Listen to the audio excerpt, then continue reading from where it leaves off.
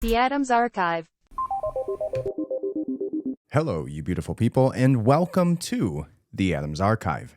My name is Austin Adams, and thank you so much for listening today.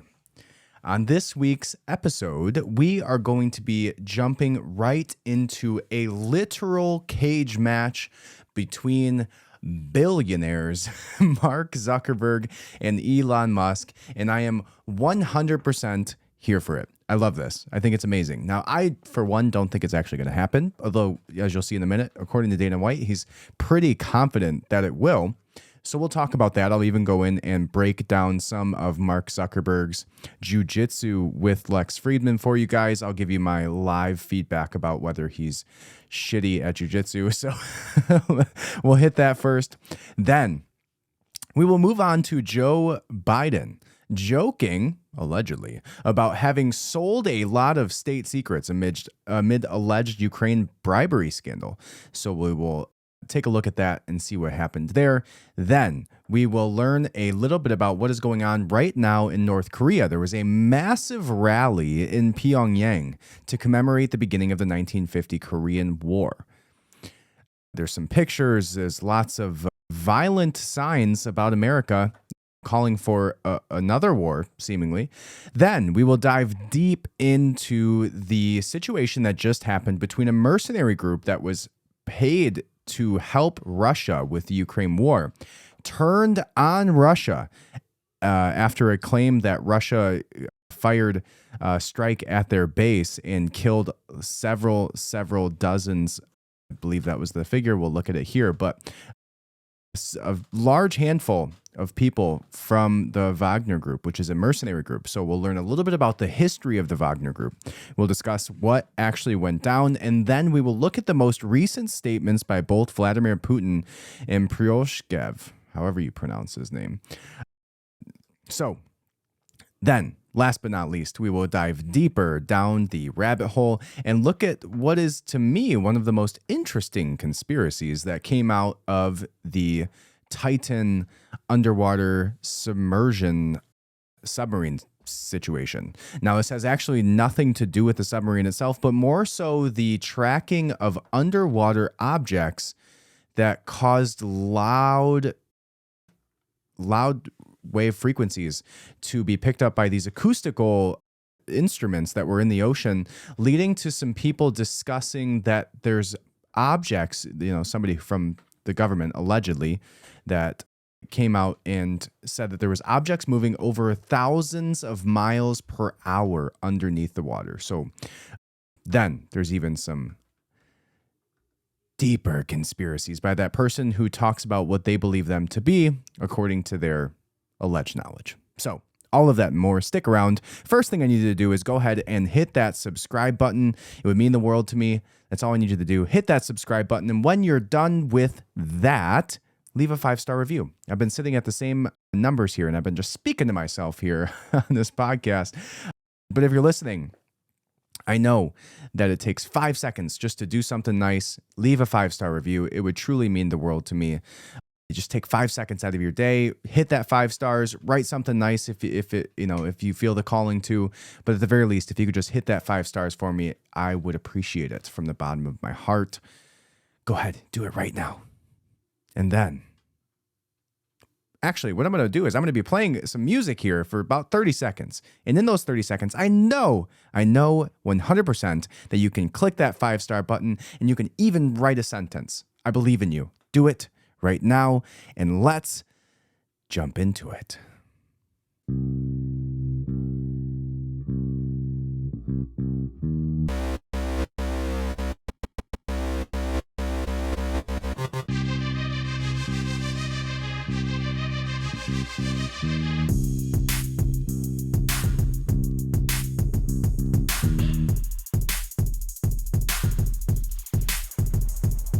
The Adams Archive. All right. let's go ahead and jump into it. The very first topic that we're going to discuss today could be the most interesting and exciting fist fight in the history of humanity between Elon Musk and Mark Zuckerberg. Now, I will tell you personally who I believe will win this, but the first thing we'll do is read this article. Then we will break down some of Mark Zuckerberg's jujitsu that he did that was released by Lex Fridman recently.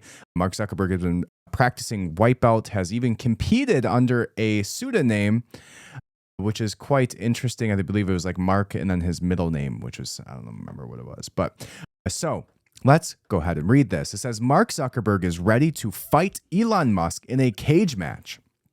A tech billionaire brawl for the ages that needs to happen. Now, I have some speculation as to whether or not I believe Elon Musk would actually do this because Lex Fridman actually trains. According to some of the things that I read, though, Elon does some judo, maybe some taekwondo and some karate, but let's read this. It says, here we go. After Elon Musk recently tweeted that he would be up for a cage match with Zuckerberg, the Meta CEO shot back by posting a screenshot of Musk's tweet with the caption, "Send me location." I've confirmed that Zuckerberg's post on his Instagram account is, in fact, not a joke, which means that the ball is now in Musk's court. The story speaks for itself, Meta spokesperson Iska Sarik told me. I wonder if that's a prerequisite for joining Meta, is you have to have some crazy foreign name. After the story has been published, Musk responded with 2 words, Vegas Octagon. He then tweeted, I have this great move that I call the walrus, where I just lie on top of people and do nothing. Elon Musk tweeted on June 20th, I'm up for a cage match if he is, LOL. Zuckerberg then tweeted, or posted on his story that, and then somebody that he reposted saying, LOL, I love you, Elon, but you better start training. And over that, Zuckerberg said, send me location. Now, Elon responded and said, Vegas, Octagon. Then Elon talked about his move, the walrus. The backstory here says, I recently reported more details about Meta's forthcoming Twitter competitor. Musk has been taunting Zuckerberg on Twitter with zingers like Zuck, my, and then a emoji for the tongue.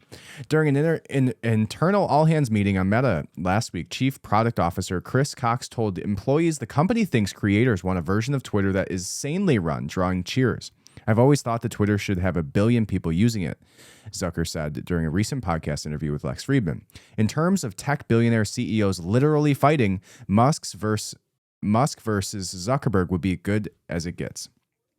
Musk, 51, has the upper hand on Zuckerberg in terms of sheer physical size and has talked about being in real hardcore street fights when he was growing up in South Africa.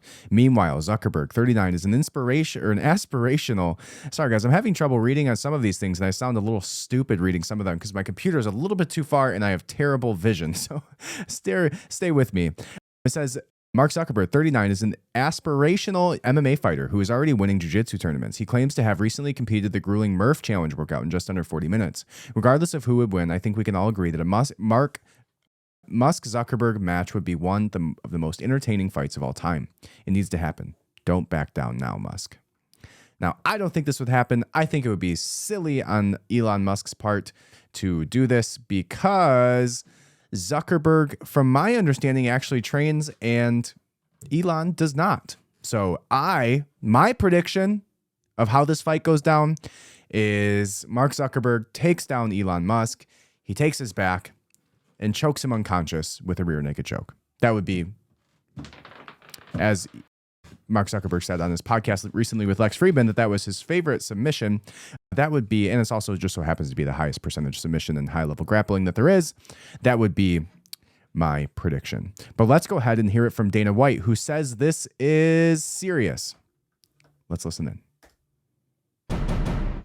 Can we be excited about this? Is there a possibility this is really going to happen? Well, just to give some clarification. So what he said is Mark Zuckerberg responded with send me location, which is something that Habib Nurmagomedov says when people challenge him.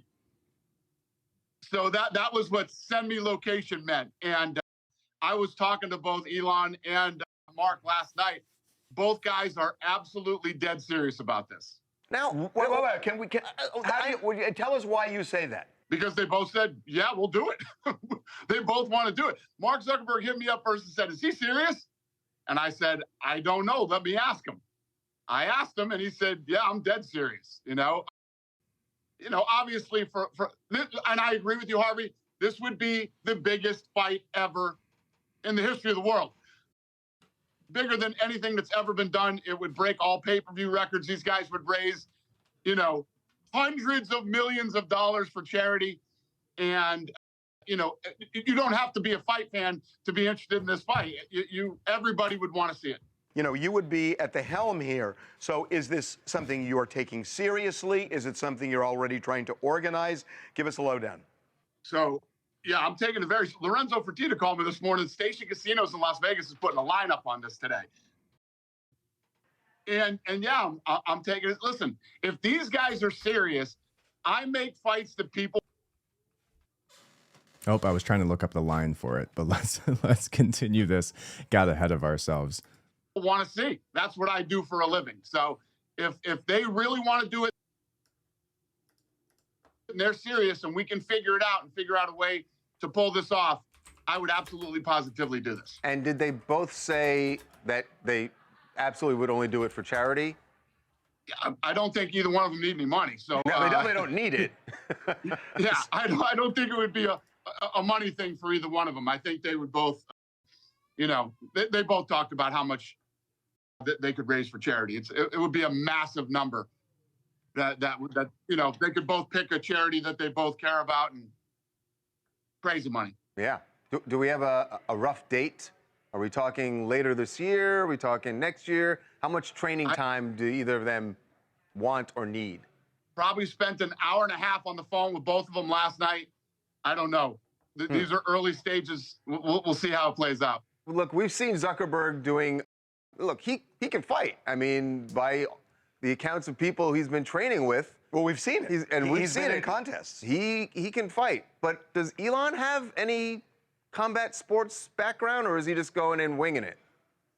Mark takes the sport very seriously. He trains very hard. He actually is good at jiu-jitsu. He's good at stand-up.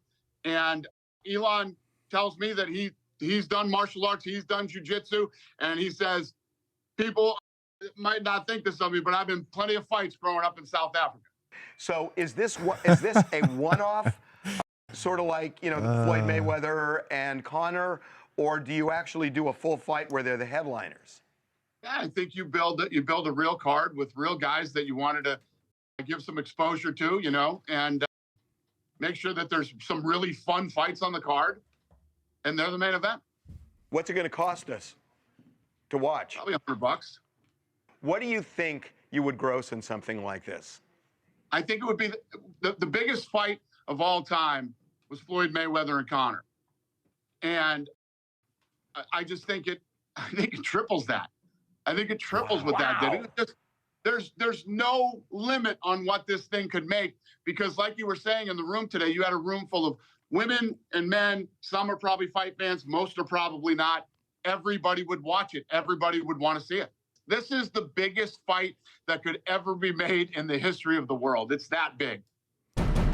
All right, so let's look at the odds here, because I just pulled them up, and according to this, so I didn't know there was such a size disparagement between Elon and Mark, which is, to definitely be taken into consideration. Musk is 6'1", and Zuckerberg is 5'7". Elon coming in at 187 pounds, Zuckerberg coming in at 150 pounds. Wow, he's a little guy. So Elon's about my size. Mark Zuckerberg's about, your wife's size. So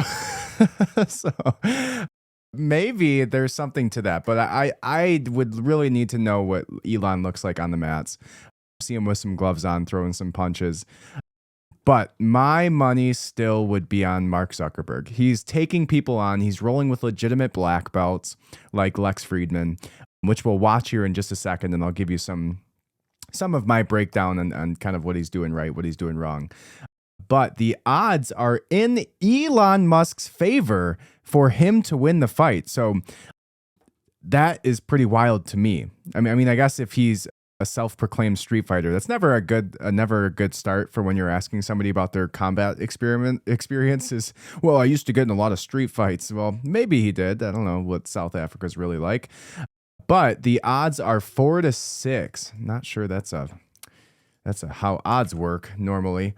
But let's see if we can get the real odds by Betfair. Musk, Elon. Interesting. Can't pull it up. So, but 6-4 odds. So if you bet $6 on Elon, you get $4 back. If you bet $4 on Musk, you get $6 back.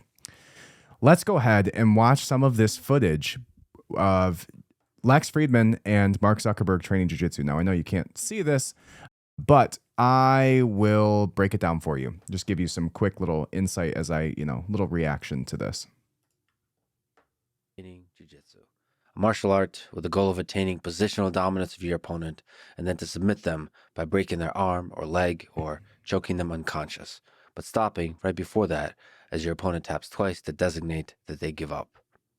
I'm a black belt in jiu-jitsu and have been doing it for over 15 years and also judo and wrestling for 10 more. Mark has been training jiu-jitsu for just over a year and has taken this journey on with humility and with a seriousness that to me is truly inspiring. This was recorded shortly after our recent podcast conversation. And given the recent back and forth between Elon and Zuck on social media, I should mention that I'm a longtime friend of Elon and a new friend of Zuck, and I'm excited to see them take on the journey of being martial artists in their own way. And I look forward to training with each of them. They both run large, successful, impactful companies, and so they're super busy. But I do believe there's tremendous value in them practicing martial arts, as it will make them better leaders, better human beings, and students of human nature. First and foremost, at least to me, jiu-jitsu is humbling, and humility is a powerful tool for innovation and leadership. Let me quote here, as one must, the great Miyamoto Musashi, a Japanese swordsman and warrior philosopher from the 17th century. Think lightly of yourself and deeply of the world.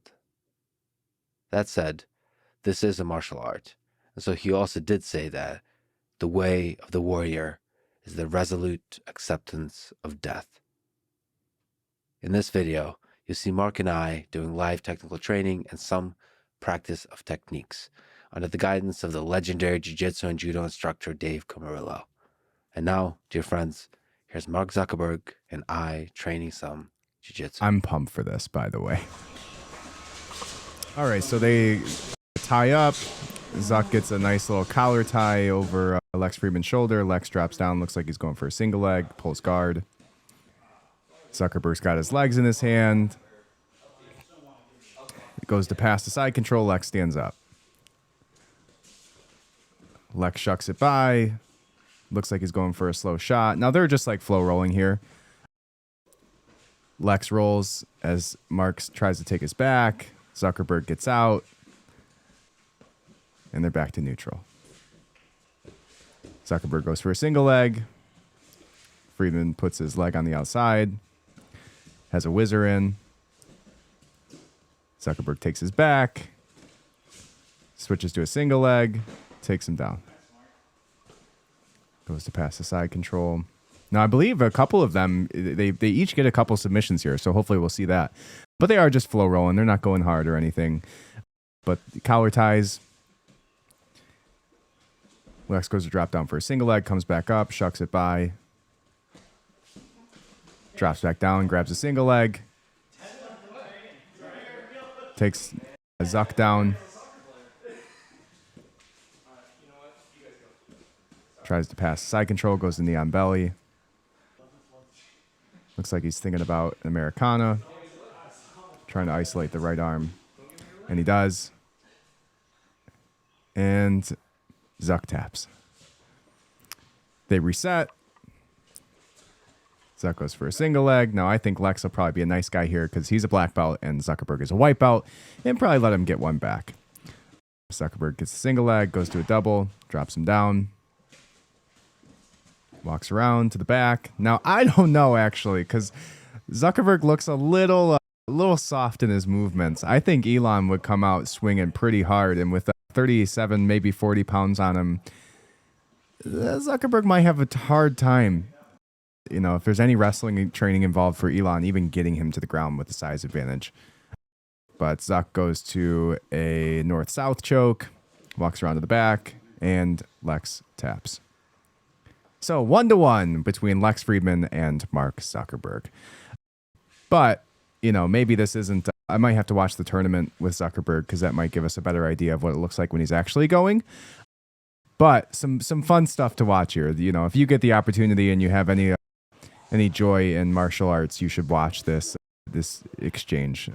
Decent technical rolling. Obviously, Lex Fridman's a black belt again. So if he wanted to smash Mark Zuckerberg at any single time, he could have. I'm very, very sure of it, especially with a strong decade of wrestling experience behind him. But fun to see these guys go back and forth. Now, the biggest problem I have with all of this, and I think Lex Fridman takes him down, goes to mount, and then starts with a no-gi Ezekiel choke and finishes it there again. So 2-0 or 2-1, Lex Fridman. But the thing that bothers me the most about Mark Zuckerberg training jiu-jitsu is that it starts to make you actually have a little tinge of likability to him. You hear him on Lex Fridman, and over the progression of Mark Zuckerberg gaining a personality or downloading one from the internet, maybe, which is probably more accurate compared to him actually gaining it from life experience, being a robot and all, is that him doing jiu-jitsu, him going surfing, him talking about his kids, he actually seems like a real life human being who isn't dead set on ridding the world from the freedom of speech. So they actually addressed that somewhat in Lex Fridman's podcast, but it was a great conversation. You should go listen to it. I think it's about 3 hours, and then this was before they started rolling. But Mark Zuckerberg's growing on me, and it pains me to say that. All the, freedom of speech conversations that we've had in the past about Meta. But hopefully, as Lex said, it will humble him enough to maybe learn a little bit more outside of the Silicon Valley way, because I don't believe there's too many jiu-jitsu practitioners that are coming out of, Silicon Valley. Now, last one here, Mark Zuckerberg takes his back, puts on a rear naked choke, Lex Fridman taps, not much pressure being put on, but overall, some fun sparring to watch. Would definitely recommend, go check it out. But that's all we'll watch for now. All right, moving on to the next subject here. Joe Biden made a seemingly tasteless joke. Everybody's kind of taking this and running with it. It's a joke, guys. I mean, obviously it's a joke. He's saying something. But to be fair, all good jokes have a little bit of truth to them. And I think that might have been the case here, especially, and here's the more important part about it. The thing that is crazy about this is not that these words left his mouth as a joke, but the fact that he said it right now. All right, so Joe Biden made a joke of having sold a lot of state secrets, he said, amid alleged Ukrainian bribery scandal. Now, this isn't just like the middle of all the scandals that he's had where, it's a little bit of heat on him, but right now, more than ever, Joe Biden just got a lawyer because of the text messages that just came out with Hunter Biden about him literally peddling his own influence to Chinese energy companies. Peddling, so the text message that came out said, "My father is sitting next to me, and with all of my ability to hold a grudge and all of the people that he knows, we need to make sure that you follow through with what you're saying." Basically saying my father and his power will ruin you. And then it just so happens that 10 days later, there was $5 million deposited into assets or companies, shell companies owned by the Biden family. So let's go ahead and listen in here. I was just thinking, anyway, I started off without you. And I sold a lot of state secrets and a lot of very important things that we shared. So there's your joke, right? And you can kind of tell people around him are laughing. It sounds like somebody, walked into the room late and he said, "Oh, while you were gone, I was sharing a bunch of state secrets." But probably not the time to joke about that when you're in the middle of an illegal bribery that you're being accused of for bribing a Ukrainian official. So actually the text message I believe that it was about Burisma, not the Chinese companies. But it says, on Friday, President Biden joked that he sold a lot of state secrets during a meeting with Prime Minister Modi of the Republic of India, whose comments were made as Biden is actively being accused of an illegal bribe from a Ukrainian official. President Biden started off the meeting, which concluded White House senior officials and technology company CEOs joking to Prime Minister Modi about sharing a lot of very important secrets. Okay, I was just thinking anyway, I started off without you and I sold a lot of state secrets and a lot of very important things that we shared, Biden said. Wow, what a funny joke. The meeting focused on the United States' relationship with India and how the two nations are working together to develop and design new technology, which will include combined efforts from American astronauts, Indian astronauts, entrepreneurs, scientists, and students. President Biden announced that the U.S. is launching a new program between India and America in which the two countries will innovate new technology that will tackle so-called climate change. It's about exploring the universe. It's about lifting people out of poverty, curing cancer and other serious diseases, preventing pandemics, and giving our citizens, all our citizens, real opportunity. Now, if you break that down, which is funny about that, it's about exploring the universe. It's about lifting people out of poverty. Curing cancer, he says, which many believe has already been cured, but people keep dying who cure it, and other serious diseases. Preventing pandemics that we ourselves caused, and giving our citizens, all of our citizens, real opportunity. Just not the white males, only the trans, non-binary minorities. So my message today is really simple. We've got to keep it up, and we have to make sure we aim even higher, Biden said. The president joked about selling state secrets around the same time an FBI informant accused him of being involved in a significant Ukrainian bribery scandal, in which Biden is accused of taking a $5 million bribe from Ukrainian oil company Burisma during his time as vice president under Barack Obama. Joe Biden's son, Hunter, sat on the board of Burisma when it alleged that the president took an illegal bribe. In addition, the FBI informant also accused Hunter of receiving a $5 million bribe as well.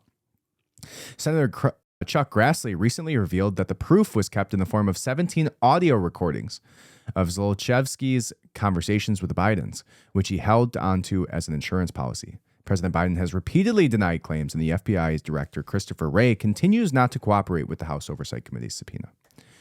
Wow, it's pretty crazy, too, that we've just all but forgotten about these 17 recordings. Like, the news cycle has come and gone, and this guy claims to have 17 recordings of him buying off the president. Wow. So, yeah, again, maybe not the time to joke about selling state secrets. Maybe not the time. Now, some people will make you believe that he's, not joking here. But like I said, all good jokes have a little bit of truth to them. So this may not be the most egregious thing he's ever said, but it is probably one of the stupidest things that's ever come out of Joe Biden's mouth. Anyways, next topic here. We are going to jump into the Wagner Group having allegedly attempted a coup against Vladimir Putin in the Kremlin. First thing we're going to do here is learn a little bit about the Wagner Group, and then we will dive into the events that occurred over the last several days.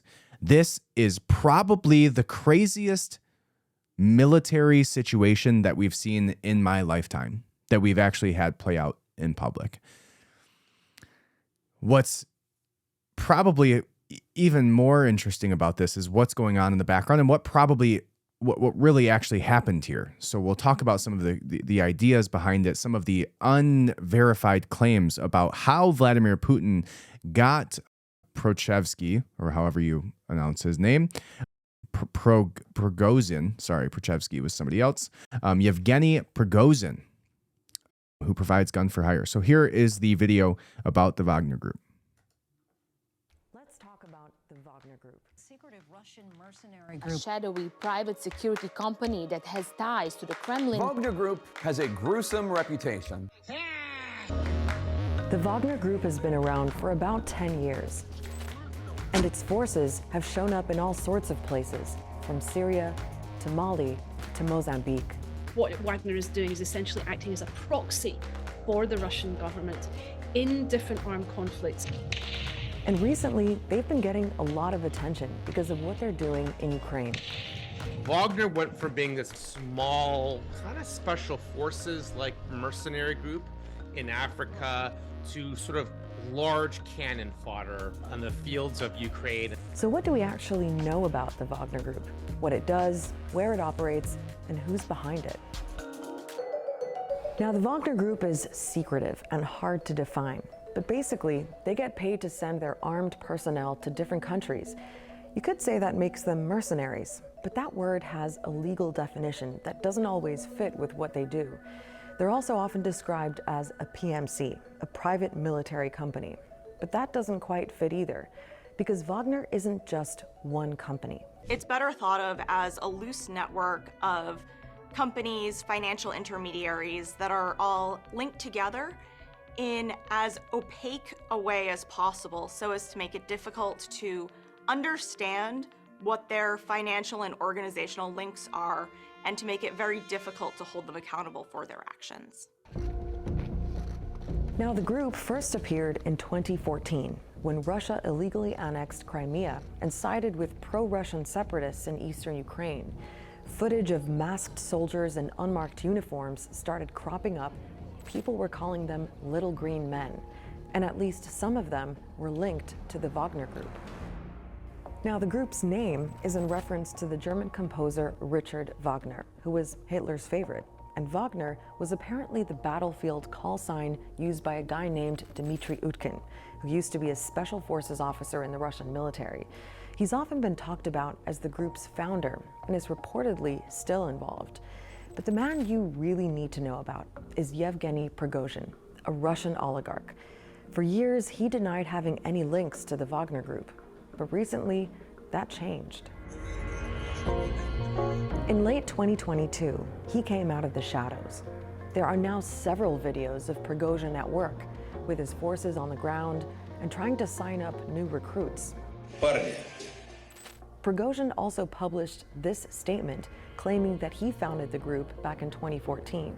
He officially registered the company as a consulting business and opened up a flashy new headquarters in St. Petersburg. It's a nice building. Which is significant not only for being Wagner's first official headquarters, first formal existence on paper and on property, but also for the fact that it is located on Russian soil, where PMCs are technically illegal. Military work is a private organization. However, Prigozhin works in tandem with the Ministry of Defense and the Russian Federation. In tandem with the Russian Special Services.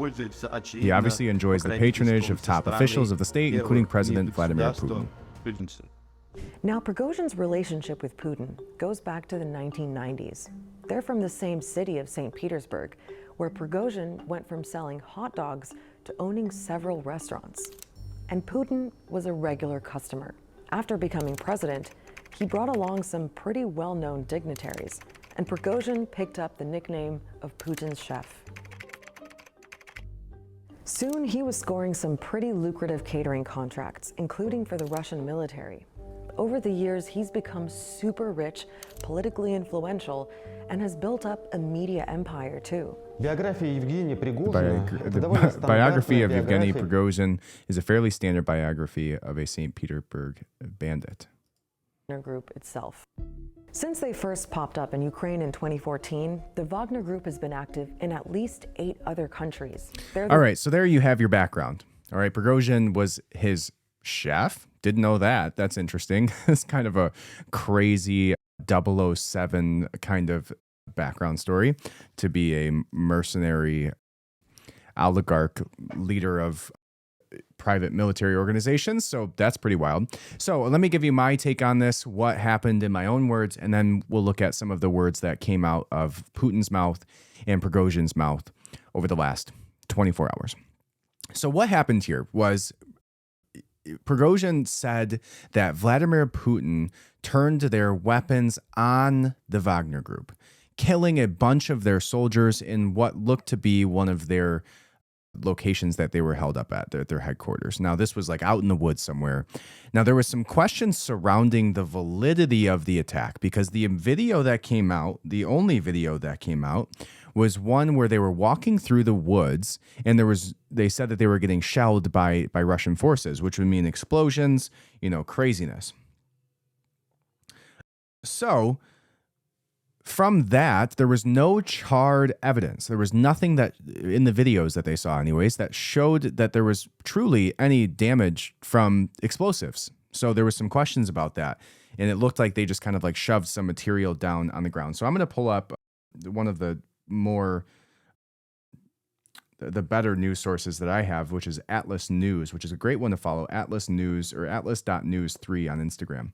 And this has been following this all pretty heavily. And it goes back to show from the very beginning where they claimed to have been hit. And they even go into some of the ideas surrounding it. So let me see if I can find the quick video on this. Because somebody commented and was like, why is there no charred material? And so there's this idea that it was potentially a false flag, that Yevgeny Prigozhin has accused the military forces of attacking Wagner PMC camps near Bakhmut through missile strike, claiming that there were many casualties. He believed that we will decide how to respond to this evil doing. The next step is ours. Russia's Ministry of Defense has denied any involvement and said that Prigozhin's claims do not correspond with reality and are an informational provocation. Now, somebody responded and said, what was that on the second slide? This is the one where they're walking through the forest, where there's some trees that are downed, somebody laying in the woods, and really nothing other than that. And when they responded to that, they said, what was the second slide? I have a lot of questions about that. What was it supposed to be? Showing the aftermath of the alleged middle strike? Looks pretty fake to me. 2 small fires and a guy laying down in some very neatly cut trees and brush. No scorch marks or brush or burned leaves. Seems kind of like Wagner is just saying, oh, they hit us with missiles, and then tried to throw together some false flag fake video evidence in like 5 minutes. Atlas News responded and said, yes, and that's essentially what the MOD was saying. Interesting to see how this plays out regardless. All right. Somebody else responded and said, I just hope both teams have fun, which is probably my favorite response to all of this. And then somebody else said, let's see if, because there was a comment on here that was like, why would they be attacked by the Russian army? It said, through some loophole, the Russian MOD used treason for an excuse to execute these strikes. From what I've heard, they've been doing this throughout the war in little skirmishes. Maybe Russian army wanted to kill some real Nazis for a change. Well, looks like they're on both sides. Interesting. So, some people claim that this was an alleged false flag to begin with the Wagner Group, saying that they were struck by the Russian military, using it as an excuse to conduct a coup.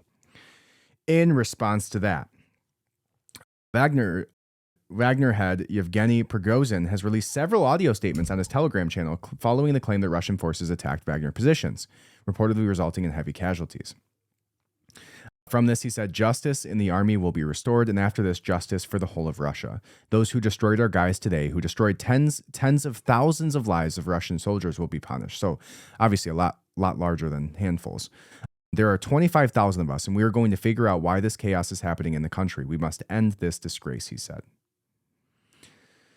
Now, they went on to accuse Russian forces of attacking Wagner positions. That ends up turning into a video by Prigozhin, who says that they're going to mobilize towards Rostov. So basically, they end up setting up different checkpoints along the way in Russia on their way to go to Moscow to take over the government. That was the idea.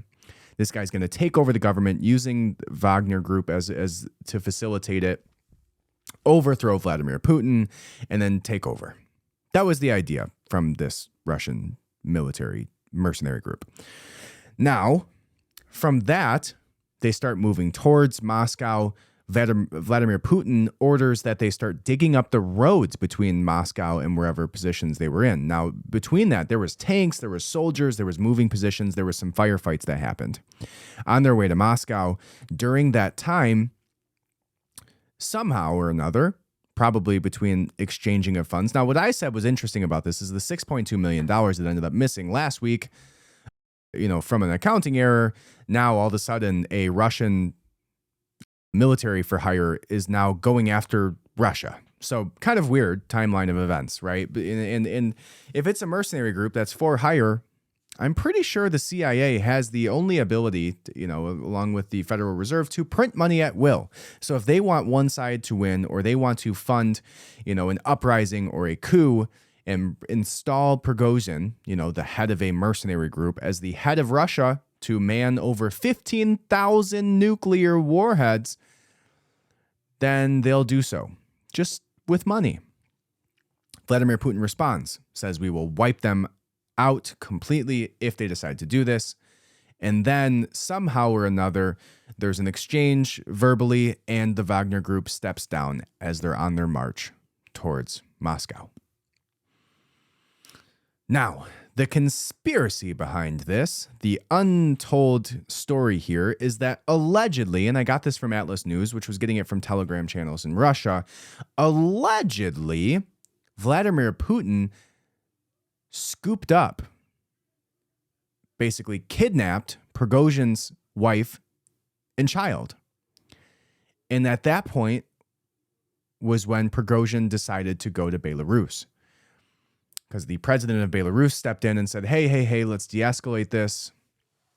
We'll take him, and so somehow or another, whether through kidnapping his wife and child and threatening their lives, or between just a, very nice exchange of words and whiskey between men, they figure out that they're no longer going to invade and overthrow the government. Now, Prigozhin's seemingly in Belarus right now. Vladimir Putin has put out a statement since this alleged coup attempt, which we will listen to in a moment. And so has Prigozhin. So we'll listen to that as well. All right, so Putin says mutiny organizers will be brought to justice in national address. Does not mention Prigozhin. Let's go ahead and read this article, which again is coming from Atlas News. During a national address, Russian President Vladimir Putin pledged that the organizers of the Wagner rebellion will be brought to justice, saying that it was criminal activity that weakens the country and is a colossal threat to security. Putin, however, did not specifically name Wagner head Yevgeny Prigozhin, who was previously assured that the Kremlin he would not face any criminal charges of treason. Putin also thanked security forces of Russia and specifically honored the Russian pilots who were shot down by Wagner forces as they moved towards Moscow. The president also said that a majority of Wagner area patriots of Russia have shown their courage in defending Donbass, but were encouraged to fight against their compatriots. He thanked Wagner commanders and soldiers for turning back to prevent tragic and devastating consequences. Lastly, he thanked Belarus President Alexander Lukashenko for achieving a peaceful resolution with Wagner and the patriotic duty of everyone that has saved Russia. That was Vladimir Putin's words. All right. Now, Wagner head Prigozhin releases his first statement since the mutiny. Prigozhin has released his first statement since calling off his armed mutiny in Russia over the weekend. An 11-minute audio message published on his personal Telegram account. Below are some main points that have been translated by War Translated. It says, what were the prerequisites for the March for Justice? Wagner carries out tasks around the world. It was meant to stop existing on July 1st, 2023. Employees all refused to sign the contract with MOD, but 1% to 2% decided to join the Russian army. The original plan was to go to Rostov on 30th of July and transfer all vehicles to MOD, which were ready for transport.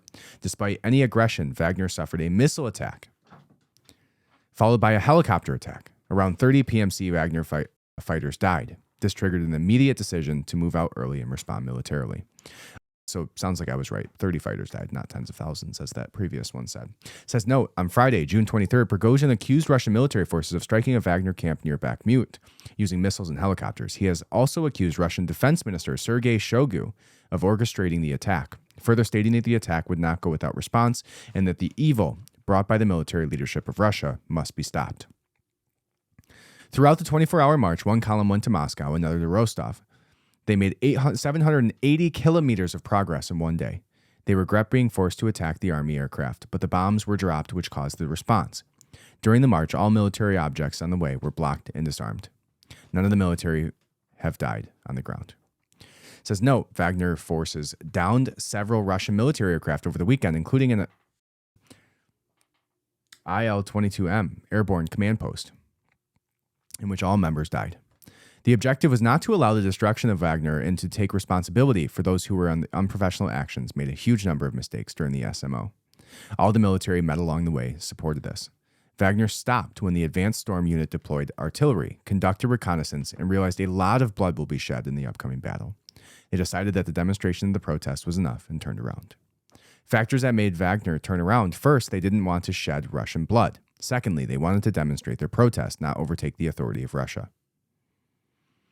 Prigozhin had previously claimed that this was not a coup attempt, but rather a march for justice aimed at Russian leadership. Lukashenko offered to find solutions for further legal operation of Wagner legally. Columns turned around and went back to field camps. The march showed many things demonstrated before: serious security concerns around the country. All military bases and airfields were blocked. If actions on the 24th of February 2022 were done by forces as trained as Wagner, the special operations could have ended in one day. This shows the level of organization that the Russian army should be following. Wow. Pretty crazy. So there you have it. That's the breakdown of what happened between the Wagner group and the Russian military. They allegedly raided Prigozhin's estate or wherever, where they found an alarming amount of James Bond material, including what looked like $6.2 billion in a bag. Wonder where he got that. And gold bars, a expired passport, as well as some other materials that they got from wherever he was staying at the time. So there is your quick breakdown, but probably one of the wildest, craziest military operations that happened during our lifetime. Absolutely insane. All right. This says that rebellion in Russia, this is a new headline, says more cities seized by Wagner as Putin vows to crush rebellion, likening it to 1917. That was an article from before. All right, let's see if there's any updates before we move on. And it appears, says that the last one that we talked about is there. So many people are speculating that Prigozhin's just going to, disappear suddenly. But there was also a QAnon-esque, a cryptic message on his Telegram with him putting his finger to his lips in a shh motion, saying that do not let them know your next move. Pretty wild stuff. All right, so that is what happened in Russia. There is your breakdown. I did a 30-second, 40-second breakdown on my Instagram at the Austin J. Adams, and you can check it out there as well. All right, next thing that we will talk about here is going to be a massive rally in Pyongyang to commemorate the beginning of the 1950 Korea War. But first, I need you to go ahead and hit that subscribe button, leave a 5-star review. Head over to antielite.club, subscribe to the Substack, austinadams.substack.com. All right. Now, here is the next article, which says, massive rally in Pyongyang to commemorate beginning of 1950 Korean War. Now, there was all sorts of people standing out there with their fist ahead, which was only one hand motion away from being what happened in Germany. So kind of a weird thing to flex a little bit in the modern world. But anyways, there was people holding up signs saying like death to America and, with missiles shooting out from everywhere. I have a hard time believing that half this audience wasn't corpses, in North Korea. Although I do have a kind of unique idea about North Korea, which I'll get to in a minute. But I have my own theory of North Korea. But some conspiracy type talk, but it says North Korea state-owned media has published several reports in the last hour denoting massive rallies in Pyongyang to celebrate the commencement of the 1950 Korean War anniversary celebrations. These events also showcase caustic rhetoric aimed at the U.S. The full report from North Korean media reads below. The entire people of the country who are accelerating the steady forward leap of our style socialism. defeating with the most overwhelming and offensive response to the resolute nuclear war provocation maneuvers of the U.S. imperialists and their puppet bandits, which seriously threaten the security of our dignified state, are in awe. We greeted the 6.25 with the fighting spirit of annihilation. Our people who have forged a mighty sword for defending the country, demonstrating 100-fold and 1,000-fold resolute will to fight the enemy over the centuries and centuries, have laid the devastation of war on this land that is overflowing with the joy of building a peaceful new society more than 70 years ago. Looking back at the eternal sins of the U.S. imperialists, the heart's blood is boiling with intense anger. On this occasion of the historic day that reminds us of the aggression, ambition, and the nature of U.S. imperialism, the root of all misfortune and suffering on this planet, and the stranglehold of justice and peace, the June 25th Anti-American Struggle Day, Pyongyang City Mass Assembly is held on the 25th. May 1st, it was held in various places in the capital, including Ilchi Stadium. At the gathering places, there was 120,000 workers and young students gathering in Pyongyang City. They provoked a robbery war of aggression to crush our clean country to its cradle. The frostbitten hatred and will to retaliate against the accumulated U.S. imperialism were overflowing. All right. I don't want to read through this entire thing by them. However, I would say I'm quite surprised there's 150,000 people alive. Maybe they should be a little bit more focused on their food supply than they are bombing the United States. You know, especially if you believe what Yeonmi Park has talked about, which is pretty atrocious. But here's my, fun little conspiracy about North Korea. Imagine this. The whole world speaks down about this small little country where a crazy man with wild hair and a belief that he does not even poop, where there's no food and no beauty of art, and everybody's struggling and they're literally eating the eyeballs of rats, according to Yeonmi Park. What if North Korea this entire time was just a utopia and the entire world conspired to let us, try and believe that it was this horrible place? What if North Korea just had endless amounts of food, mountains made of ice cream, the most amazing cuisine, the most beautiful, inspiring art, the most, the hottest women of the world, and the most intelligent and strong men walking the streets shirtless with six packs and large biceps, and women just with the, whatever you picture, just the gold standard of life to be. What if that is North Korea this entire time? And we've just been told throughout history that North Korea is this horrible place. Never go there. They'll kill you. You'll never be able to make it past the airport. But what if in reality it was like the most baller, awesome, coolest place ever with the most beautiful, amazing tasting food? And I don't know how far I can take that. But it is an interesting concept because in the same way that, we can hide, certain people in red outfits from younger generations for at least a certain period of time, how long will we go without knowing that North Korea is truly a utopia of the world? Anyways, let's segue out of that. So this is something I came across when looking at the Titan situation. And there's been several conspiracies about that Titan situation, none of which have piqued my interest more than this one as being, at least as interesting as possible. The one conspiracy is that JP Morgan Chase downed the Titanic to rid them from the federal, being able to vote against the Federal Reserve because there was elites on board who were not against the Fed or not for the Fed. So JP Morgan, family had it sunk. Interesting. Other theories are that, it was like some sort of entity that went in there and took out the Titanic. Now, there's other conspiracy theories that this was, one less conspiratorial thing that apparently is true because, nobody's come out and said anything about it, even the press secretary. But not that she says much anyways. But one interesting conspiracy is that Joe Biden, according to the Coast Guard, knew that the Titan was downed on Sunday, holding the evidence, making us count down the hours of these men who had their submarine implode on itself days before we knew about it.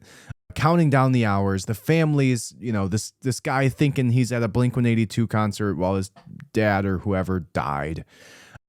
But apparently the Coast Guard had an idea the entire time that this craft imploded. But there was other acoustic anomalies that were picked up. So apparently, let's read through this here because this is an interesting one. And this is where it started, okay? It says the Navy has tracked underwater objects going thousands of miles an hour. It said, well, since they said it, I guess we can talk about it. Did you know that back in the 1970s, the U.S. Navy placed acoustic sensor devices all throughout the ocean floor? This was to map the ocean floor, detect submarines, and to find anomalies. The technology covers a large portion of the ocean floor and has given the Navy an amazing perspective on the underwater terrain. One of my contacts while in the Navy who worked on the ASW team, who was responsible for monitoring these sensors, would discuss underwater submersible objects they detected that would travel thousands of miles per hour underwater. He said they have also detected various structures underwater that are active and they stay clear of. Anyways, enjoy your day. It says. So now the first comments on that on Reddit says, reminds me of that 4chan guy who talked about the underwater factory that manufactures UFOs.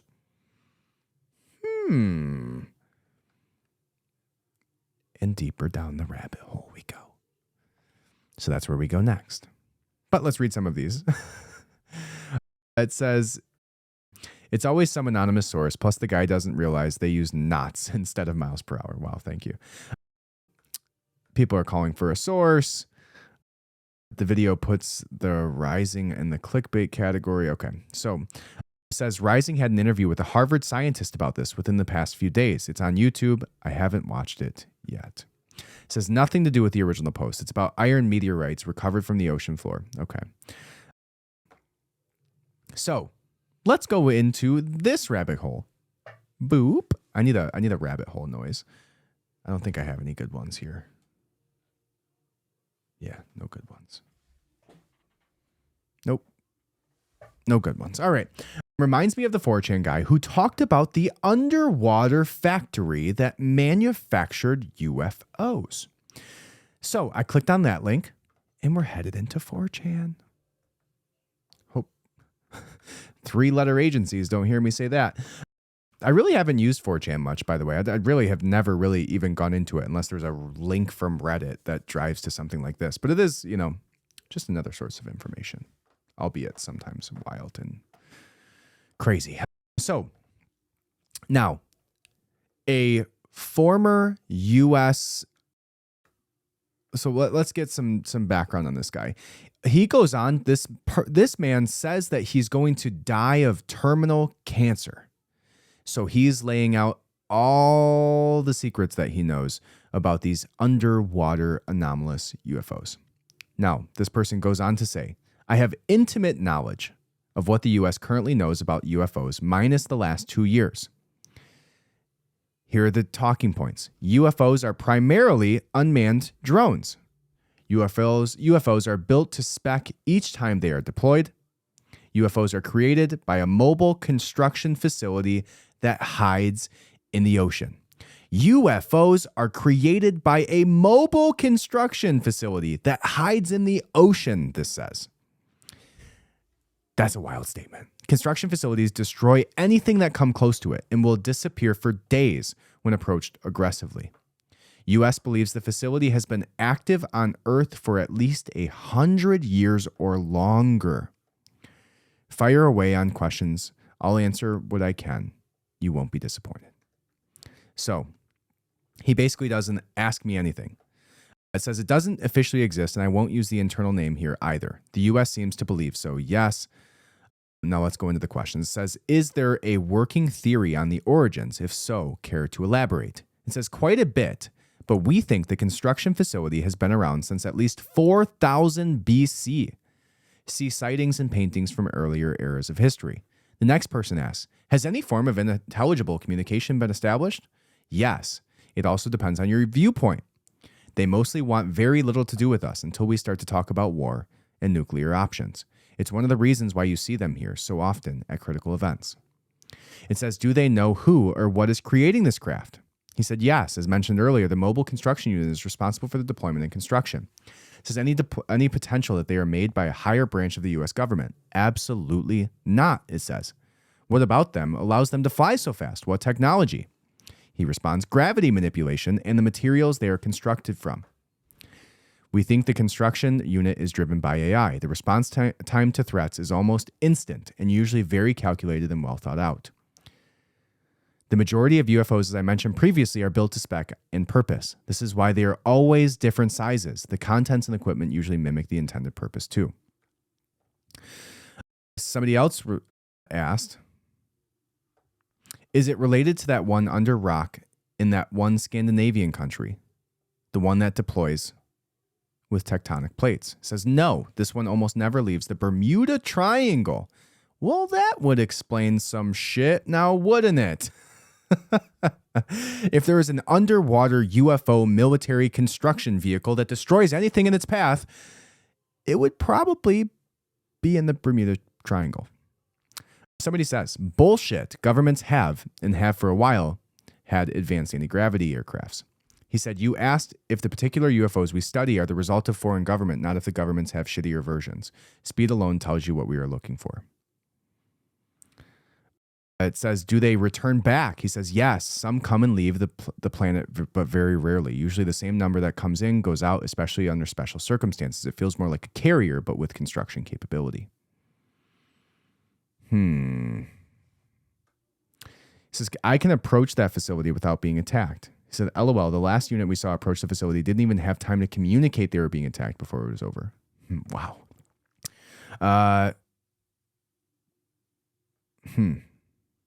Says, what's buried under the mesa on Skinwalker Ranch? Is that show even legitimate? It seems like some of the most legitimate research on anything paranormal that I've ever seen in my life, and I'm very curious about what it seems to be finding. He says there's no correlation.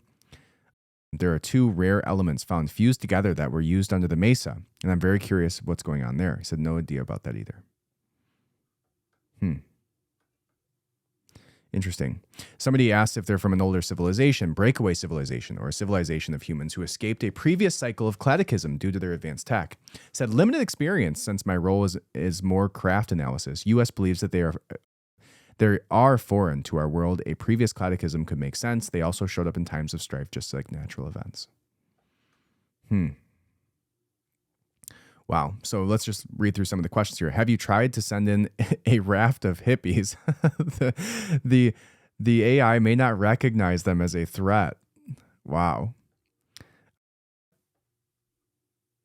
Interesting. So he said, based on previous disappearances and acts of hostility, we believe the construction facility has learned what is and what isn't hostile. Usually it will just move away or stay deep under the water. It doesn't fire on civilian boats, for example. Exceptions apply.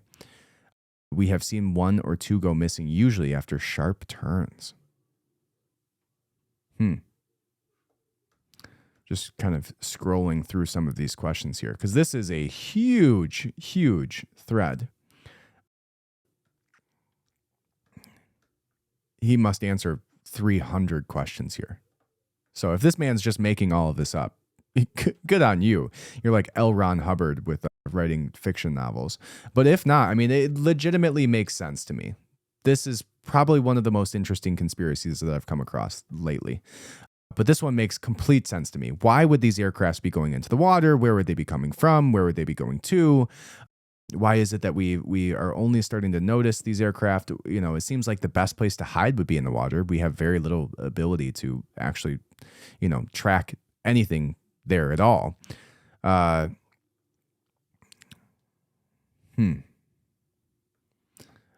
It says, are aliens human or humanoid? He said humanoid, very humanoid.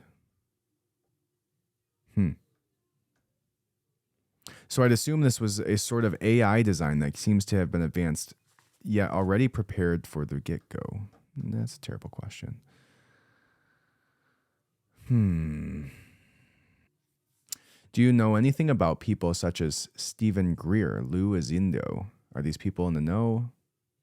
LARPers or controlled misinformation? I said doesn't ring a bell. Okay. It says this is a strangely reoccurrent theme. At a minimum, they have psychotronic devices of some sort. Not sure what that is. So this reminded me of something in my first year. UFO crashes, they remove the bodies well before the team arrives. We start to look and the craft is unpowered at first. A few minutes later, the craft powers on and starts to close up. We radio out and get a response from the unit, removing one of the occupants that they are working on it. Ship powers off and the other team asks if we are good to go. No mention of how access is possible. The suspect, the pilot, may have interfaced with the ship by remote or psionic ability. It says it's in the Atlantic Ocean. Interesting. Now, he says, can you tell us what they look like physically? Usually gray type or big ears? What questions? It says, imagine the typical grays you see on TV. I have seen 2 corpses, so maybe they are a different species, but I've never laid eyes on another. All right. And with that, let's see if there's any of these other questions that he seemingly gets deeper into. All right. Well, on that note, if there is underwater construction facilities. Oh, and here we go. It says, how are you able to talk about any of this? Didn't you swear to secrecy? He said, yes. Liver cancer sucks. And then they said, wouldn't the government already have eyes on you, considering that you turn out to be a loose end? They said, I'm not going on national TV or radio. I'm on a 4chan board. I'm sure they'd look at stuff like this, but cancer makes you feel a little different. Also, did you or your coworkers experience strange things outside of work that could have been related to what you saw? He said, no. Usually most people working there had no prior interest in UFOs, or at least feigned not having interest. Interesting. Now, here's another theory, and this is what I'll leave you on. Maybe it's the positive alien theory. Let's go with that. It says, do you think they're playing some role in stopping rogue entities and dangers from space hurting us on a large scale? So the idea being that whatever entity is down there, or whatever technology is down there, is specifically there to protect us from other aircraft, aliens, UFOs from coming down here and just decimating us, or at least even just claiming this area as their own. Right. So if another entity tried to break our sphere, our atmosphere, and come down and to reach some kind of communication with us, tried to attack us, whatever, that this thing would eventually present itself, release thousands of UFO aircrafts and take this thing down like it's like our daddy alien. So that is an interesting one. Interesting for sure. All right. That's what I'll leave with you guys. Thank you so much for listening. I appreciate it from the bottom of my heart. I will read more about this because I think it's freaking wild. But have a great night. Thank you guys.